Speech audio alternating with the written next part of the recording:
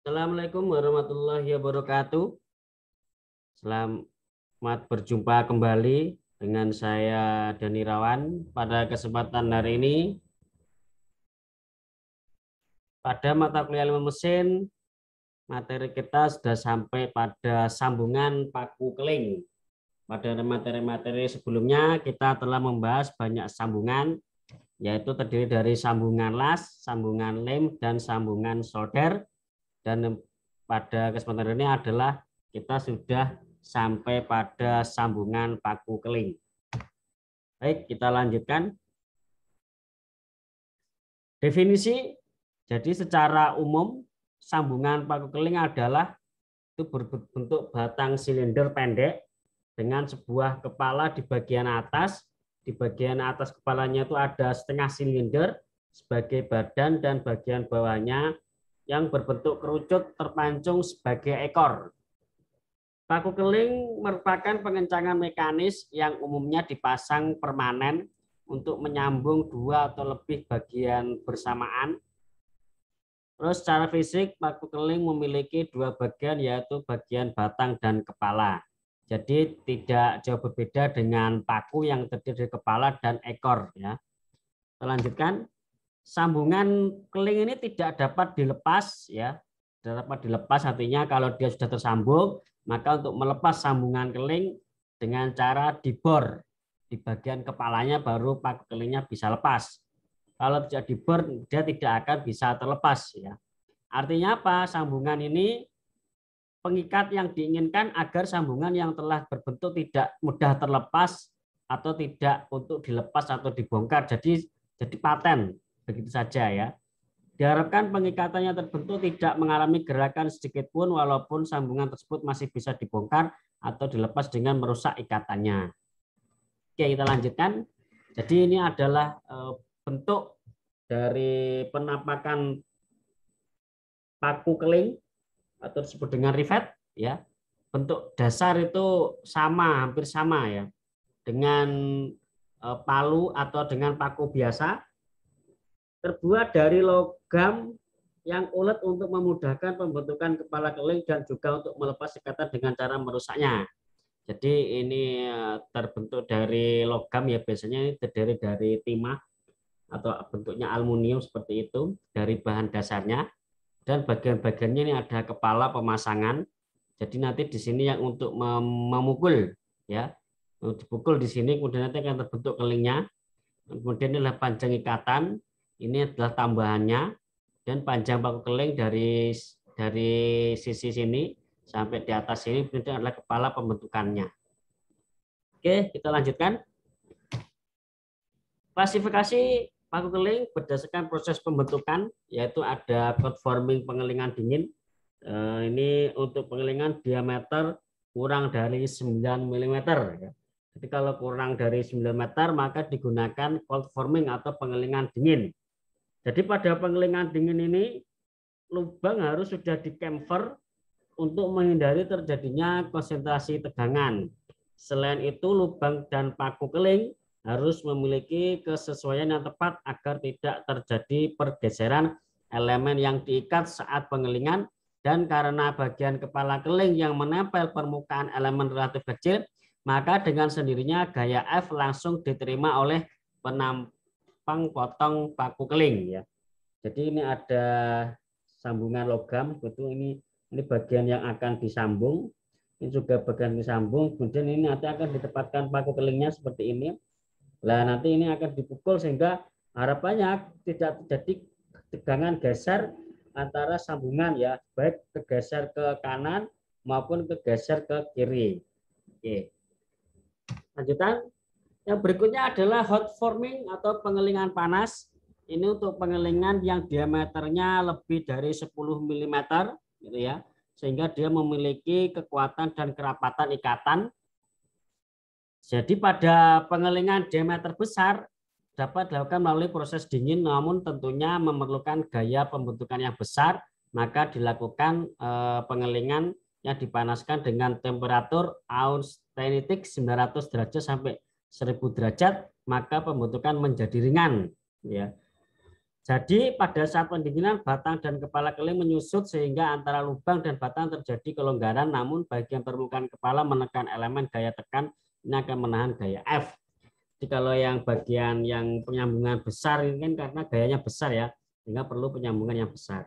Seperti pada bodi kendaraan, pada pesawat itu kalau dikeling ya kan karena lubangnya atau sambungannya besar, maka pengelingannya adalah dengan diameter 10 mm lebih dari 10 mm dengan teknik hot forming atau pengelingan panas.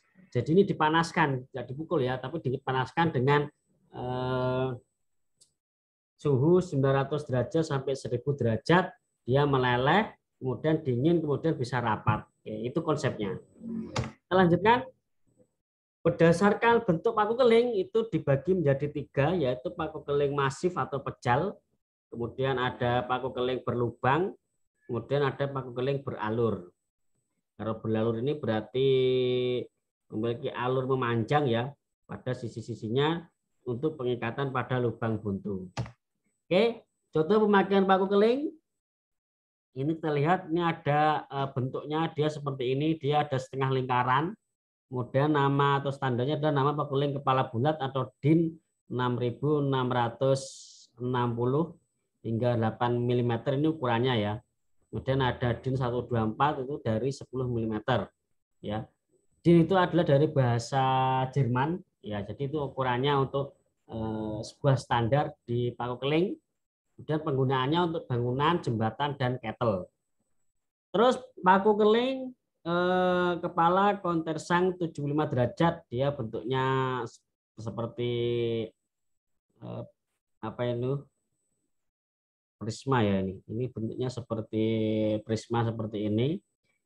Itu untuk ukurannya adalah DIN hingga 8 mm dan 124 mm digunakan untuk konstruksi umumnya menginginkan permukaan rata di mana kepala keling tenggelam pada bagian sambungannya. Jadi kalau pada bagian ini sambungannya tidak terlihat ya atau tenggelam.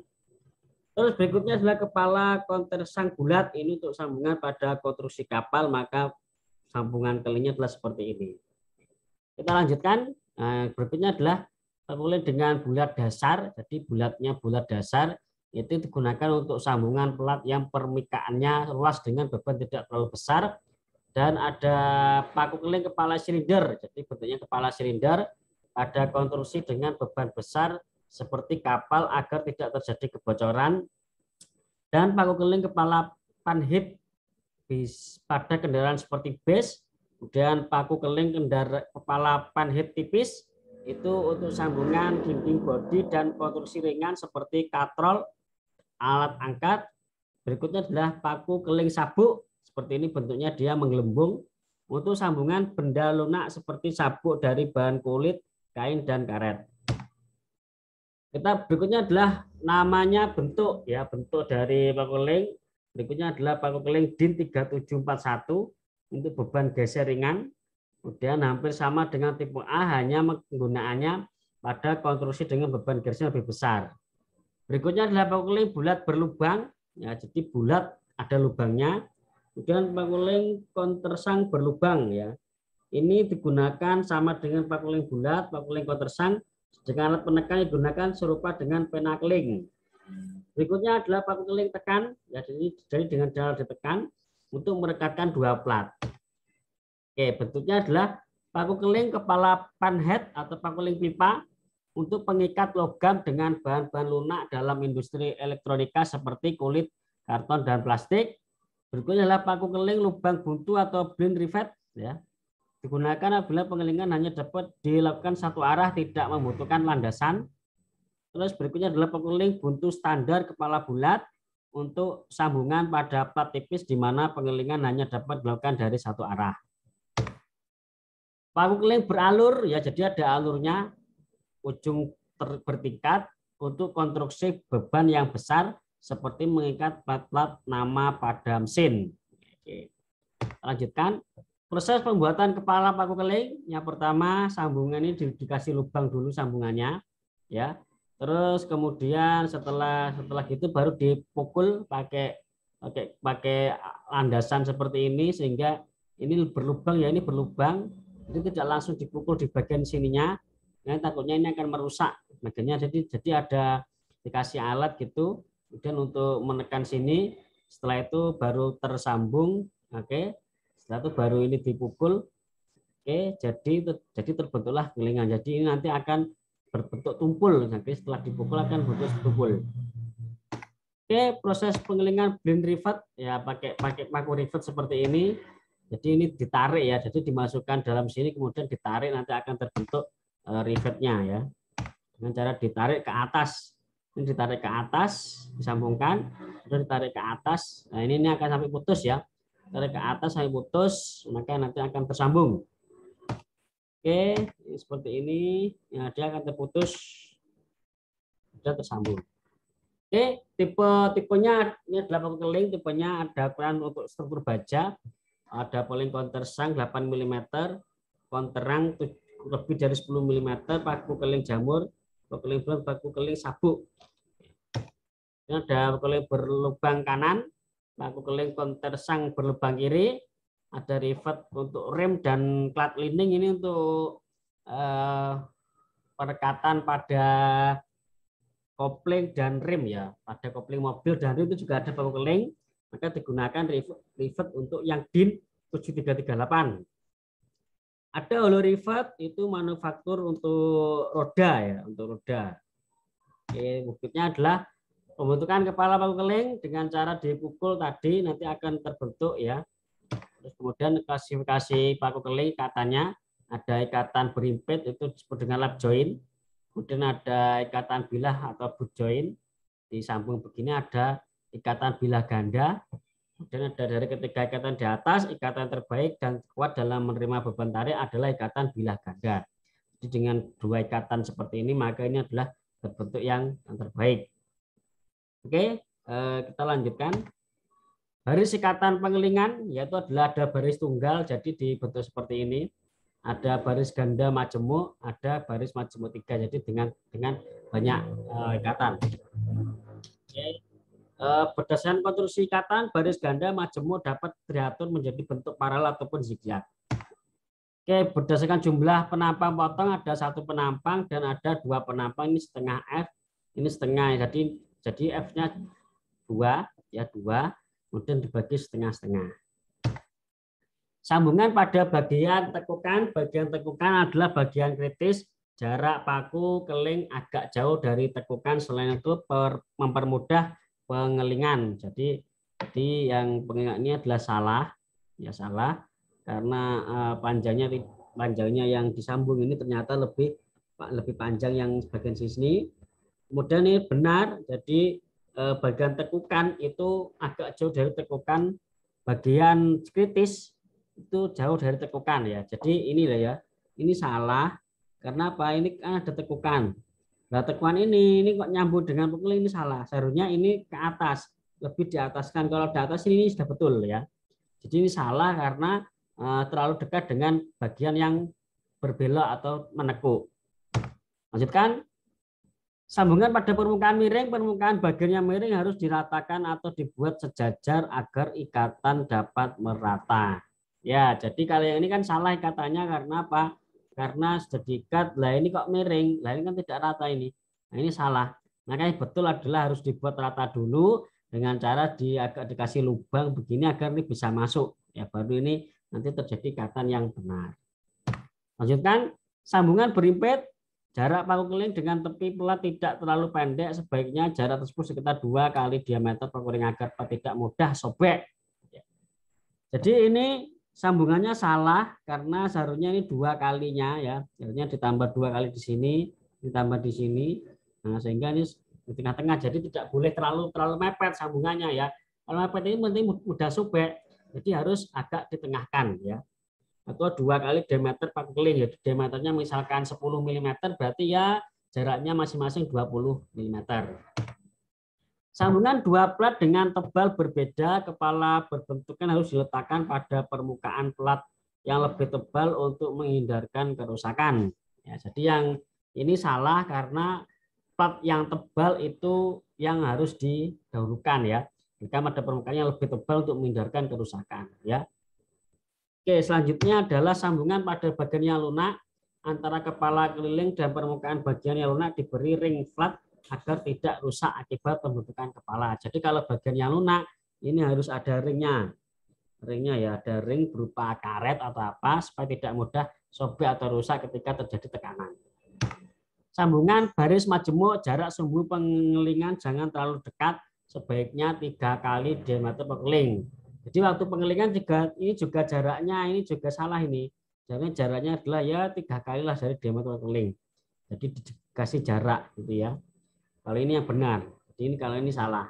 Terlalu dekat, jarak pengelingnya terlalu dekat.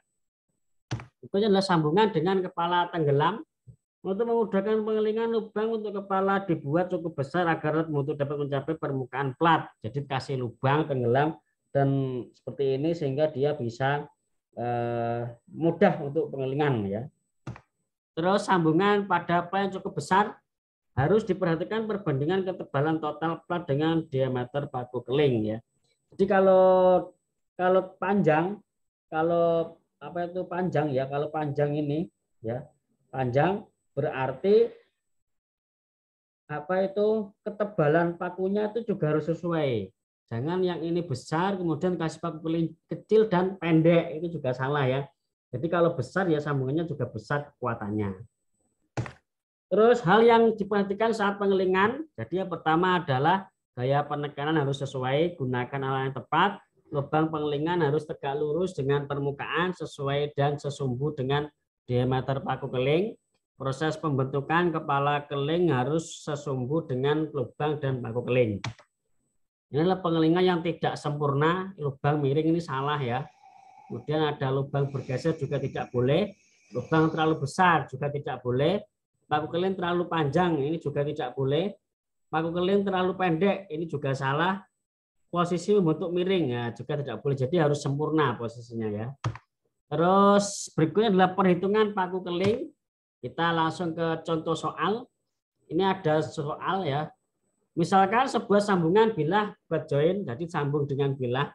Seperti digambarkan diagram 1, diameter paku keling rivet adalah 3/4 in, lebar plat 6 in, dan tebal plat setengah in. Tegangannya diizinkan adalah sebagai berikut. Rivet 18.000 lebin per in kuadrat. Kemudian tegangan tariknya 25 lebin per in kuadrat. Dan tegangan yang di C adalah 24.000 lebin per in kuadrat. Plat T 16.000 lebin per in kuadrat. Tegangan di T 21.000 lebin in kuadrat. IC-nya 22.000 lebin per in kuadrat. Tentukan kekuatan dan efisiensi dari sambungan. Ya, ada rivet T, kemudian ada plat T. Ya, rivet T itu berarti adalah paku kelingnya. Kemudian plat T itu adalah plat yang disambungkan. Ya. Kita penyelesaiannya agak panjang ini. Yang pertama adalah untuk menentukan kekuatan dari sambungan kita hitung beban P, di mana akan mengakibatkan sambungan akan gagal atau rusak. Untuk setiap jenis kegagalan, rivet shear, bearing, dan flat tearing, beban yang paling kecil di mana akan mengakibatkan kegagalan atau kerusakan sambungan disebut kekuatan dari sambungan. Untuk sambungan bilah atau butt joint, kita hanya menggunakan setengah dari pola sambungan. Jika satu sisi gagal atau rusak, maka plat utama juga akan gagal dan akibatnya sambungan akan gagal pula. Sehingga digunakan rumus P sama dengan NPD kuadrat per 4 bagi TL ya. P sama dengan NPD kuadrat per 4 kali T sama dengan tadi berapa jumlah rivetnya 12 dikali dengan jari P-nya 3,14 kemudian dikali dengan D kuadratnya 3/4 kuadrat ya, diameternya 3/4 kuadrat per 4. Kemudian dikali tegangannya 16.000 lebih 400 sebetulnya 95.400. Kita gunakan 12 rivet karena salah satu bagian sambungan ada 2 bidang akan dapat disambungkan dengan seperti ini. Lanjutkan. Kegagalan karena bearing atau compression, P bearing sama dengan NDT tegangan CL sama dengan 6 rivet 3/4 kali setengah in kali 22.000 lebin 49.500 lebin. Jadi pada beban 49.500 LB dapat mengakibatkan kerusakan pada sambungan plat karena adanya compression atau tekanan. Kemudian plat tearing atau plat sobek pada baris pertama. P baris pertama sama dengan W min N D T T tegangan al 6 in dikurangi 1 kali 3/4 in kali setengah in kali 21 libin per in kuadrat sama dengan 55.100 lb. Ini adalah beban di mana plat akan sobek karena beban tegangan. Berikutnya adalah plat tearing pada baris kedua. Perbedaan antara plat tearing baris 2 dan baris pertama adalah material plat pada baris kedua tidak menanggung semua beban P. Hal ini terjadi karena sebagian dari beban sudah ditransfer ke plat bagian bawah melalui rivet pada baris pertama. Karena ada 6 buah rivet pada bagian kiri dari sambungan, kita asumsikan bahwa beban terbagi merata ke 6 buah rivet sehingga 1/6 bagian beban sudah ditransfer ke bagian atas bilah dan bagian kedua dari plat utama.